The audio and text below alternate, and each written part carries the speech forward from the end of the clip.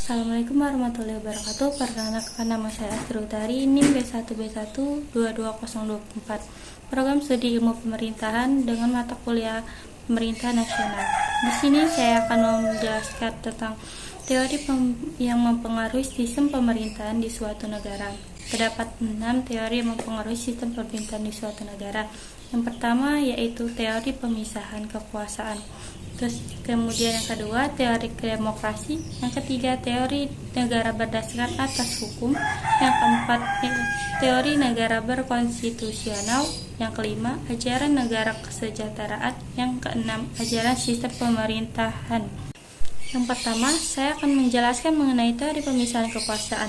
Pemisahan kekuasaan berarti kekuasaan negara terpisah baik organ dan fungsinya. Sementara itu, pembagian kekuasaan membuat kekuasaan di sebuah negara dibagi dalam beberapa bagian, namun tidak dipisahkan sehingga masih saling berhubungan dalam menjalankan kekuasaan. Sejarah teori pemisahan kekuasaan yang dikembangkan oleh John Locke dan Montesquieu baru muncul sekitar abad ke-17 dan 18, yaitu dengan diterbitkannya buku The Treatise of Government tahun 1690 oleh John Locke dan buku De l'Esprit des Lois yang terbit tahun 1748 oleh Montesquieu. Dan pada intinya menyebutkan bahwa kekuasaan dalam negara harus dipisahkan dalam 3 kekuasaan. Selain dipisahkan, kekuasaan negara itu harus dibatasi. Pemisahan dan pembatasan kekuasaan negara biasanya diatur dalam hukum dasar dari suatu negara, yaitu Undang-Undang Dasar atau Konstitusi. Konstitusi atau Undang-Undang Dasar merupakan dokumen negara yang memuat hal-hal pokok penyelenggaraan negara. Konstitusi tertulis di dunia baru dikembangkan sekitar abad ke-18, walaupun sebelumnya pada masa Yunani kuno, konstitusi telah banyak dibicarakan. Kemudian latar belakang, adanya pemisahan kekuasaan dalam negara diatur dalam hukum dasar dari suatu negara, yaitu Undang-Undang Dasar atau Konstitusi. Konstitusi atau Undang-Undang Dasar merupakan dokumen negara yang memuat hal-hal pokok penyelenggaraan negara. Muhammad Mahmud MD berpendapat bahwa pada dasarnya konstitusi mengandung hal-hal sebagai berikut. Yang pertama, public authority hanya dapat dilegitimasi menurut ketentuan konstitusi. Kedua, pelaksanaan kedaulatan rakyat atau melalui perwakilan harus dilakukan dengan menggunakan prinsip universal and equal suffrage, dan pengangkatan eksekutif harus melalui pemilihan yang demokratis. Sedangkan yang ketiga,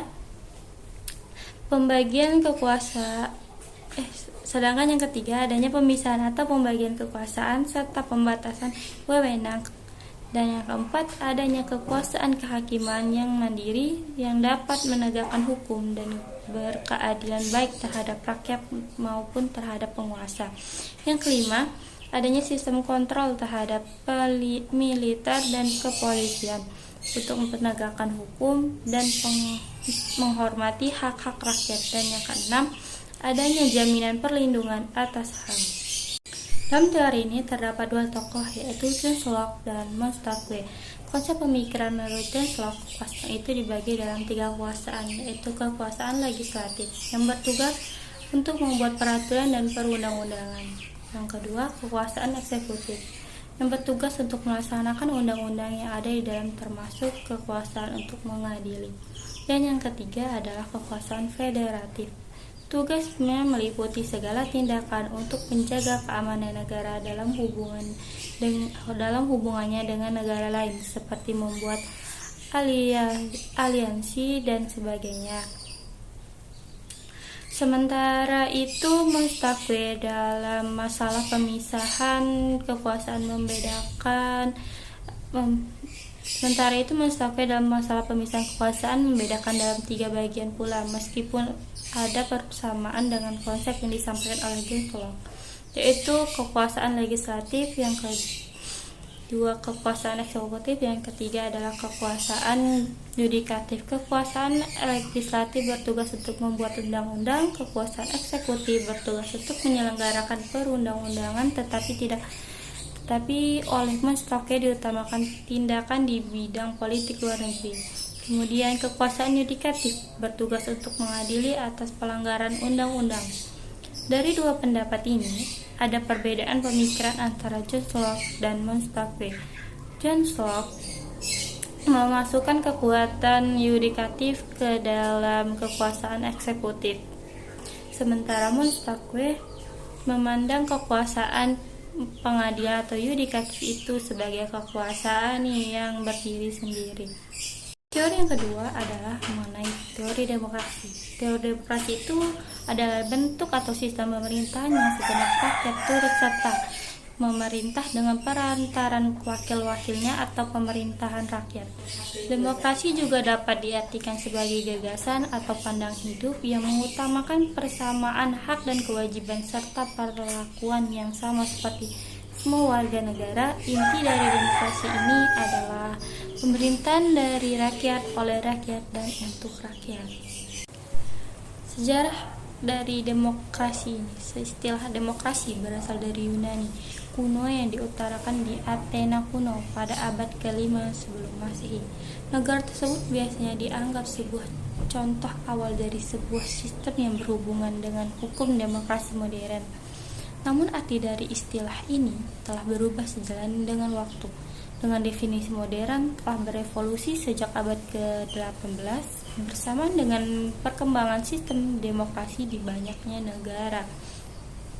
Kata demokrasi ini berasal dari dua kata, yaitu demos yang berarti rakyat dan kraton yang berarti pemerintahan, sehingga dapat diartikan sebagai pemerintahan rakyat atau yang biasa kita kenal sebagai dari rakyat, oleh rakyat, dan untuk rakyat. Kemudian konsep demokrasi menjadi sebuah kata kunci tersendiri dalam bidang ilmu politik. Hal ini menjadi wajar karena demokrasi saat ini disebut-sebut sebagai indikator perkembangan politik di suatu negara. Salah satu pilar demokrasi adalah prinsip trias politika yang terbagi menjadi 3 kekuasaan, yaitu kekuasaan eksekutif, yudikatif, dan legislatif, untuk diwujudkan dalam 3 jenis lembaga negara yang saling lepas atau bisa disebut independen dan berada dalam peringkat yang sejajar satu sama lain. Sejajaran dalam independen ketiga jenis lembaga negara ini diperlukan agar ketika lembaga negara ini bisa saling mengawasi dan saling mengontrol berdasarkan prinsip checks and balance. Tokoh dalam teori ini ada 5, yaitu Aristoteles, Herzog, Abraham Lincoln, Cronenberg, Henry B. Mayo. Konsep pemikirannya 1, itu Aristoteles mengemukakan bahwa demokrasi ialah suatu kebebasan atau prinsip demokrasi ialah kebebasan. Karena hanya melalui kebebasanlah setiap warga negara bisa saling berbagi kekuasaan di dalam negaranya. Aristoteles pun mengatakan apabila seseorang hidup tanpa kebebasan dalam memilih cara hidupnya, maka sama saja seperti budak. Kedua, Herzog menjelaskan bahwa demokrasi ialah suatu bentuk pemerintahan rakyat. Karena kekuasaan pemerintahan melekat pada rakyat, juga HAM bagi rakyat untuk mempertahankan, mengatur, dan melindungi diri dari setiap paksaan dalam suatu badan yang diserahkan untuk memerintah. Yang ketiga, ada Abraham Lincoln mengartikan bahwa demokrasi itu ialah pemerintahan dari rakyat, oleh rakyat, dan untuk rakyat. Yang keempat, Cronenberg mengemukakan demokrasi sesuai dengan pengertian dasarnya, yakni memerintah rakyat. Yang kelima, Henry B. Mayo menjelaskan dalam menjalankan sistem politik demokrasi, pemerintah yang mengambil suatu kebijakan umum ditetapkan oleh kebanyakan dari wakil rakyat dan diawasi secara efektif oleh rakyat atau oleh masyarakat atau rakyat. Teori yang ketiga yaitu teori negara berdasarkan atas hukum. Teori negara hukum menjanjikan konsep-konsep atau ide bagaimana membangun negara hukum yang baik, bagaimana cara hidup bersama, bermasyarakat, dan bernegara yang dapat melindungi berbagai kepentingan dan mengatur cara penyelesaian jika terjadi benturan antara berbagai kepentingan dengan berpijak pada prinsip. Istilah negara hukum dalam berbagai literatur tidak bermakna tunggal, tetapi dimaknai berbeda dalam waktu dan tempat yang berbeda. Sangat tergantung pada ideologi dan sistem politik suatu negara. Indonesia memakai konsep negara hukum apa? Indonesia sebagai sebuah negara yang lahir pada abad ke-20 mengadopsi konsep bernegara hukum sesuai prinsip konstitusionalisme. Hal ini dapat dilihat dari kesepakatan bangsa Indonesia sejak Undang-Undang Dasar 1945 sebagaimana konstitusi negara Indonesia ditetapkan. Paham negara hukum Rechtsstaat lahir dalam tradisi Eropa kontinental dipelopori oleh Immanuel Kant, kemudian dikembangkan lebih lanjut oleh Friedrich Julius Stahl. Paham negara hukum dalam artian Rechtsstaat model Kant ini mengidealkan paham laissez-faire, laissez-aller atau negara penjaga malam. Paham negara hukum model Kant ini merupakan paham negara hukum liberal dengan pengandaian negara hanya berfungsi sebagai penjaga pada malam hari untuk melindungi seluruh rakyat agar tetap merasa aman dan tentram. Latar belakang dari teori ini adalah negara adalah suatu organisasi yang dapat memaksakan kehendaknya. Organisasi adalah suatu bentuk kerjasama yang mempunyai pembagian tugas untuk mencapai suatu tujuan tertentu dalam kurun waktu yang tertentu juga. Negara itu juga dapat memaksakan kehendaknya karena telah memiliki alasan-alasan atau dasar-dasar pembenaran tindakan dari penguasa dengan melalui suatu teori pembenaran negara. Maka dari itu, negara harus memiliki hukum-hukum, tidak lain adalah kemauan negara yang telah dinyatakan. Wujud negara terdiri atas paksaan kemauannya secara tidak terbatas akan orang lain.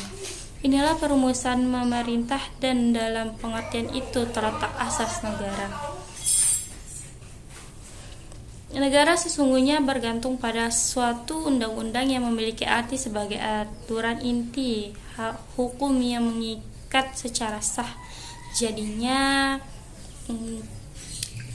yang dimaksud ini di sini adalah bahwa hukum pada dasarnya menjadi suatu ikatan yang sah bagi persatuan dan berdirinya negara, di mana hal ini tertuang dalam suatu dasar negara dan undang-undang dasar di suatu negara. Tokoh dalam teori ini terdiri dari Plato dan Aristoteles. Plato pada tahun 429 sebelum Masehi dalam salah satu karya yang berjudul Nomoi kemudian diterjemahkan ke dalam bahasa Inggris atau The Laws yang sangat relevan mengkaji masalah kenegaraan. Karya Plato ini memberikan perhatian khusus pada ide kedaulatan hukum atau prinsip hukum sebagai kekuasaan tertinggi dan juga ide penyelenggaraan pemerintahan yang diatur oleh hukum. Konsep nomoi yang digagas Plato ini kemudian dalam bentuk lengkapnya sering disebut dengan nomokrasi, yang berasal dari kata nomos seperti norma atau kratos adalah sebuah kekuasaan. Istilah nomokrasi itu mengandung pengertian bahwa penyelenggaraan negara yang baik didasarkan pada norma atau hukum atau dikenal dengan sebutan kedaulatan hukum. Dalam ajaran kedaulatan hukum, sumber kekuasaan tertinggi adalah hukum, bukan negara atau pemerintahan sebagai pemegang kedaulatan. Ide Plato dalam Nomoi kemudian dikemukakan lagi oleh Aristoteles dalam karyanya yang berjudul Politik. Juga membahas masalah kenegaraan sebagai hasil pengamatannya terhadap konstitusi dari negara kota di Yunani pada masa itu.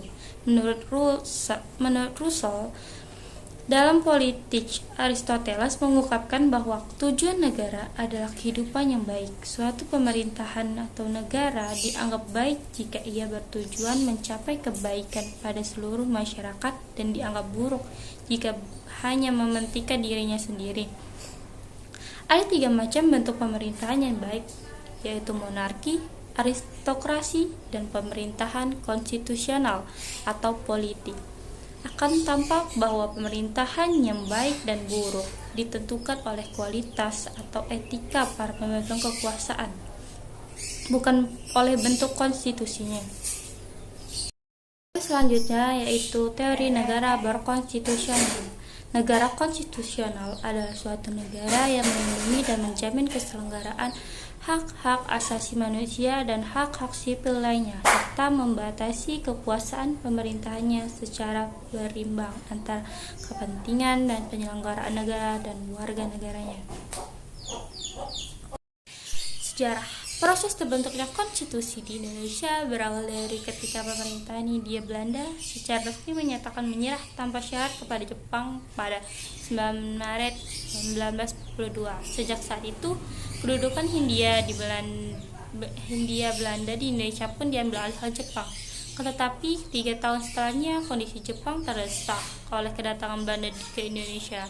Dalam kondisi itu, Jepang pun berusaha mencari simpati rakyat Indonesia dengan cara menjanjikan kemerdekaan suatu hari nanti. Janji kemerdekaan itu disampaikan oleh Perdana Menteri Jepang Koiso pada 7 Maret 1944 berdasarkan keputusan Teikoku Gikae atau Parlemen Jepang. Setelah itu, Jepang membentuk sebuah badan yang untuk menyelidiki usaha persiapan kemerdekaan Indonesia yang bisa disebut dengan BPUPKI pada tanggal 29 Maret 1945. Latar belakangnya konstitusi ini adalah pemberi pegangan sekaligus pedoman dalam menjalankan kekuasaan negara. Tanpa konstitusi, sebuah negara tidak akan mencapai tujuannya yang sesuai dengan harapan masyarakat. Tanpa konstitusi, tidak ada yang mengatur hak-hak asasi warga negaranya. Hal ini akan memicu banyak konflik dan perseteruan karena masing-masing individu berusaha mencapai keinginannya tanpa menghormati hak asasi orang lain. Tokoh dalam teori ini terdiri dari 3, yaitu Venter, C.F. Strong, dan Miriam Budiarjo.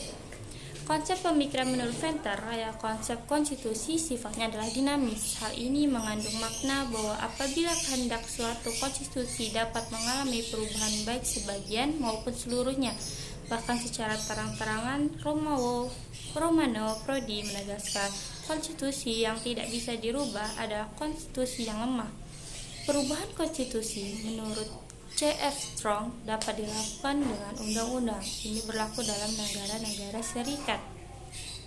Yang pertama yaitu perubahan konstitusi yang dilakukan oleh pemegang kekuasaan legislatif, akan tetapi menurut batasan-batasan tertentu. Yang kedua, perubahan konstitusi yang dilakukan oleh rakyat melalui suatu referendum. Yang ketiga yaitu perubahan konstitusi yang dilakukan oleh sejumlah negara-negara bagian. Sedangkan yang keempat, perubahan konstitusi yang dilakukan dengan konvensi ketatanegaraan. Konsep pemikiran menurut Miriam Budiarjo yaitu setiap undang-undang atau konstitusi harus memuat ketentuan-ketentuan mengenai 1. Organisasi negara, misalnya pembagian kekuasaan antara badan legislatif, eksekutif, dan yudikatif, serta hubungan di antara ketiganya, pembagian kekuasaan antara pemerintahan federal dan pemerintahan negara bagian atau antara pemerintah dan pemerintahan daerah. Prosedur penyelesaian penyelenggaraan yurisdiksinya oleh salah satu badan negara atau pemerintah dan sebagainya. Yang kedua, hak-hak asasi manusia. Dan yang ketiga yaitu prosedur perubahan undang-undang dasar. Yang keempat, ada kalanya memuat larangan untuk mengubah sifat tertentu dari undang-undang dasar. Yang kelima, merubah aturan hukum yang tertinggi yang mengikat semua warga negara dan lembaga negara tanpa terkecuali. Selanjutnya yang kelima yaitu ajaran negara kesejahteraan. Konsep negara kesejahteraan sendiri dinamakan dengan konsep welfare state. Konsep welfare state secara singkat dapat didefinisikan di mana pemerintahan dianggap pemegang peranan penting dalam menjamin kesejahteraan setiap warga negaranya. Ciri dasar konsep welfare state adalah adanya program asuransi sosial bagi masyarakat serta adanya program menjamin kesejahteraan masyarakat. Penerapan konsep welfare state ini terbatas pada ideologi maupun sistem konstitusi yang dianut oleh suatu negara tertentu. Karena terlepas dari ideologinya, paling tidak suatu negara menyelenggarakan beberapa fungsi diantaranya guna menjaga ketertiban, menjaga kesejahteraan serta kemakmuran, dan pertahanan yang terakhir yaitu keadilan. Sejarah tentang ajaran ini. Ide tentang negara kesejahteraan sudah lahir sejak sekitar abad ke-18. Menurut Basen Watts Dalton dan Smith pada tahun 2006, ide dasar negara kesejahteraan beranjak dari abad ke-18 ketika Jeremy Bentham mempromosikan gagasan bahwa pemerintah memiliki tanggung jawab untuk menjamin the greatest happiness of the greatest number of their citizens. Kehadiran konsep negara kesejahteraan pada umumnya dianggap sebagai reaksi atas kegagalan liberalisme klasik menciptakan pemerataan dan keadilan ekonomi dan di negara-negara liberal sendiri, khususnya Eropa Barat dan Amerika Serikat pada abad ke-20. Sebagai sebuah perspektif baru dalam konteks operasi politik ekonomi negara, konsep ini tidak serta-merta muncul begitu saja. Jauh sebelum kehadirannya, baik sebagai sebuah fenomena ideologis maupun sebagai diskursus teoritis yang sekaligus menjadi pilihan jalan menghadirkan wajah kehidupan politik ekonomi yang lebih manusiawi bagi banyak negara di dunia, terutama setelah terjadinya Malaysia atau Great Depression tahun 1930-an di Amerika.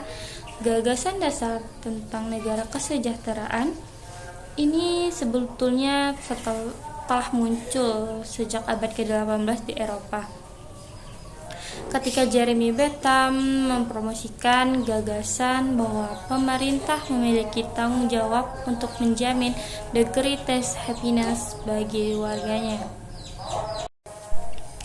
Yang melatar belakangi ajaran ini yaitu negara kesejahteraan tidak hanya mencakup cara memperorganisasikan kesejahteraan atau pelayanan sosial, melainkan menekankan setiap orang memperoleh pelayanan sosial sebagai haknya. Sejalan dengan ketentuan tersebut, cita-cita demokrasi Indonesia tidak hanya memperjuangkan emansipasi dan partisipasi di bidang politik, namun juga emansipasi dalam partisipasi di bidang ekonomi. Sila keempat yaitu kerakyatan dan sila kelima yaitu kesejahteraan dan keadilan dari Pancasila merupakan suatu rangkaian yang tidak dapat dipisahkan menurut Latif. Cita-cita kesejahteraan yang berkeadilan dan kemakmuran sebagai tujuan akhir negara Indonesia hendaknya diwujudkan dengan jalan mensinergikan demokrasi politik dengan demokrasi ekonomi dan peranata kebijakan sosial yang berorientasi kerakyatan, keadilan dan kesejahteraan. Keadilan ekonomi dan jaminan sosial diupayakan tanpa mengorbankan hak milik dan upaya swasta atau pasar. Sejarah peradaban manusia selalu diwarnai dengan perubahan-perubahan yang terjadi di bidang ekonomi, sosial, politik, kekuasaan, dan budaya. Dalam kondisi perubahan tersebut, maka dibutuhkan mekanisme dan alat yang mampu untuk mengontrol perilaku dan ketaatan sesuai dengan norma-norma yang ada dalam masyarakat. Mekanisme kontrol tersebut Salah satunya adalah norma hukum. Menurut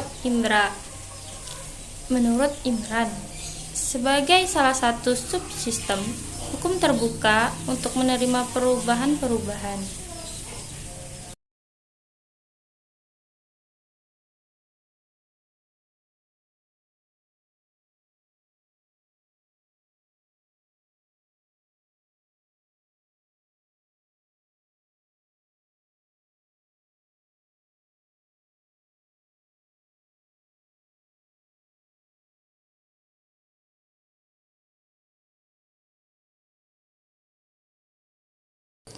Tokoh dalam aliran ini yaitu Esping Anderson dan Betham.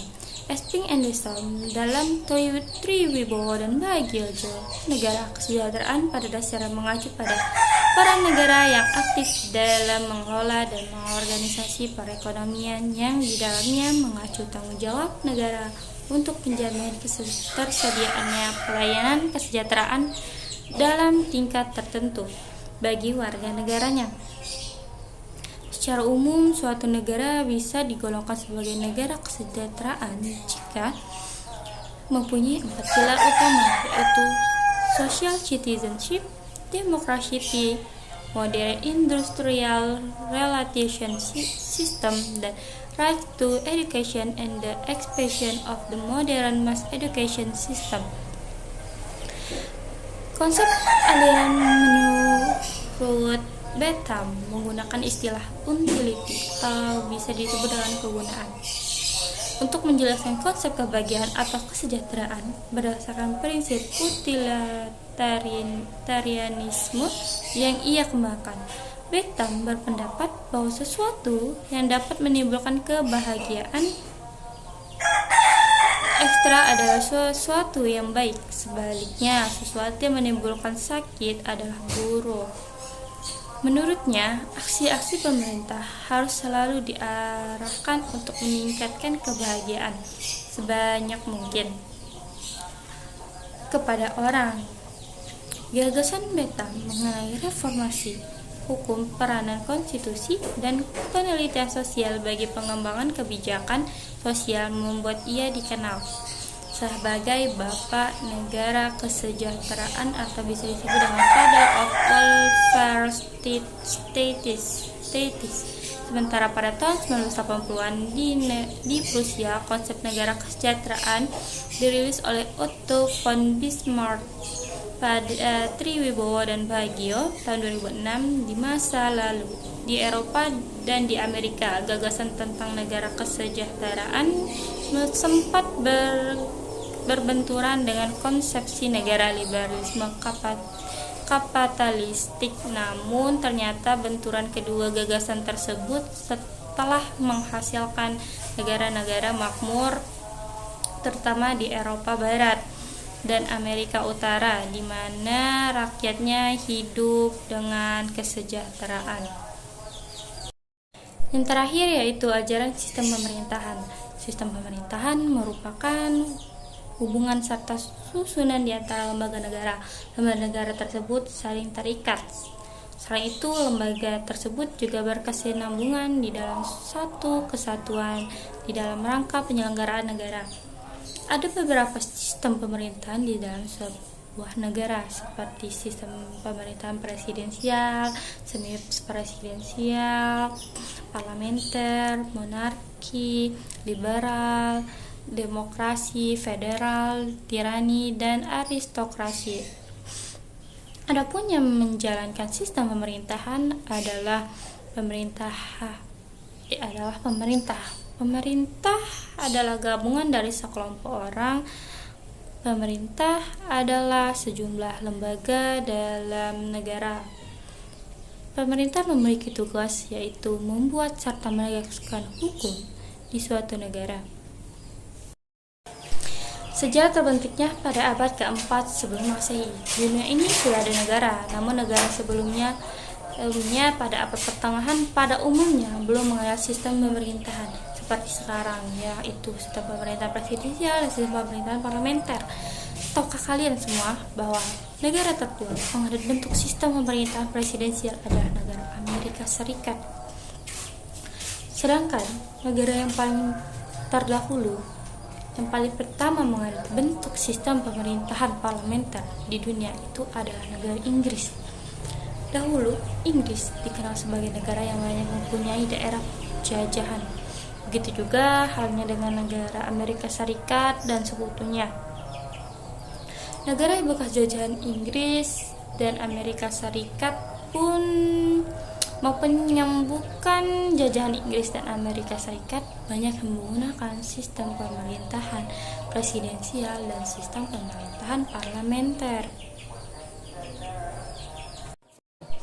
Di samping itu, banyak pula negara-negara di belahan dunia ini yang mengkombinasikan dua sistem pemerintahan, yaitu pemerintahan presidensial dan pemerintahan parlementer.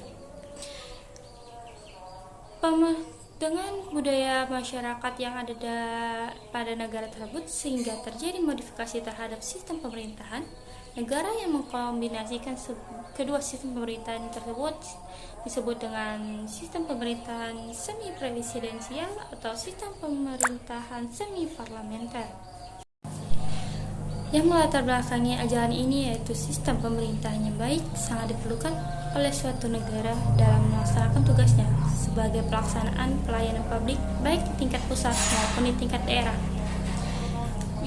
Biasa disebut dengan good government atau good government ini diperlukan perusahaan paradigma pemerintahan yang mendasar dari sistem lama yang serba sentralistis di mana pemerintahan pusat sangat kuat dalam menentukan kebijakan. Paradigma baru tersebut menuntut suatu sistem yang mampu mengurangi ketergantungan dan bahkan menghilangkan ketergantungan pemerintah daerah pada pemerintah pusat, serta bisa memberdayakan daerah agar mampu mengkompetisi baik secara regional, nasional maupun internasional. Kemudian, sistem pemerintahan mempunyai sistem dan tujuan untuk menjaga suatu kestabilan negara itu. Namun, di beberapa negara sering terjadi tindakan separatisme karena sistem pemerintahan yang dianggap memberatkan rakyat ataupun merugikan rakyat. Sistem pemerintahan mempunyai fondasi yang kuat di mana tidak bisa diubah dan menjadi statis. Jika suatu pemerintahan mempunyai sistem pemerintahan yang statis absolut, maka hal ini akan berlangsung selama-lamanya hingga adanya desakan kaum minoritas untuk memprotes hal tersebut. Tokoh dalam ajaran ini terdapat 5, yaitu pertama Aristoteles, yang kedua Polybius, yang ketiga Karl dan keempat Leon Duguid, dan yang kelima Jennifer. Konsep pemikiran menurut Aristoteles. Aristoteles membagi bentuk pemerintahan berdasarkan jumlah orang yang memerintah. Selain itu, Aristoteles juga membagi berdasarkan sifat pemerintahannya. Pembagian yang dilakukan Aristoteles ini terbagi menjadi 6 pembagian. Yang pertama diantaranya tirani, kedua monarki, ketiga oligarki, keempat aristokrasi, yang kelima demokrasi, dan keenam republik atau politeia. Konsep menurut Polybius itu juga membagi bentuk pemerintahan. Pembagian ini didasarkan pada jumlah orang. Selain itu, pembagian juga dilakukan berdasarkan sifat dari bagaimana pemerintahannya. Berdasarkan sudut pandang Polybius, sistem pemerintahan dapat dibedakan menjadi 6 jenis pemerintahan, yaitu monarki, oligarki, tirani, aristokrasi, anarki atau oklarasi, dan demokrasi. Kemudian konsep pemikiran menurut Kranenberg juga menyatakan suatu mengenai sistem pemerintahan. Menurutnya ada ketidakpastian antara pengguna istilah monarki dan republik. Ketidakpastian tersebut untuk menyebut bentuk pemerintahan atau bentuk negara. Yang keempat yaitu konsep pemikiran menurut Leon Duguid. Sistem pemerintahan menurut Duguid juga dibagi menjadi beberapa bagian. Pembagian ini berdasarkan cara menunjuk kepala negaranya.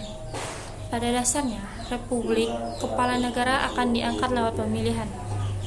Sedangkan pada sistem monarki, kepala negara akan diangkat secara turun-temurun atau melalui silsilah keluarga. Kemudian yang kelima atau yang terakhir yaitu konsep pemikiran menurut Jelinek. Sistem pemerintah menurut Jelinek juga dibagi menjadi dua. Terdapat sistem pemerintahan monarki dan sistem pemerintahan republik. Pendapat yang disampaikan oleh Jelinek ini juga salah jalan dengan apa yang dikemukakan oleh Leon Duguay, atau bisa dibilang hampir sama. Sekian yang dapat saya sampaikan. Kurang lebih jika ada salah mohon dimaafkan. Saya akhiri, wabillahi taufiq wal hidayah. Wassalamualaikum warahmatullahi wabarakatuh. I'm an icon, man, and my girl about a 10. I should fuck her in a Benz.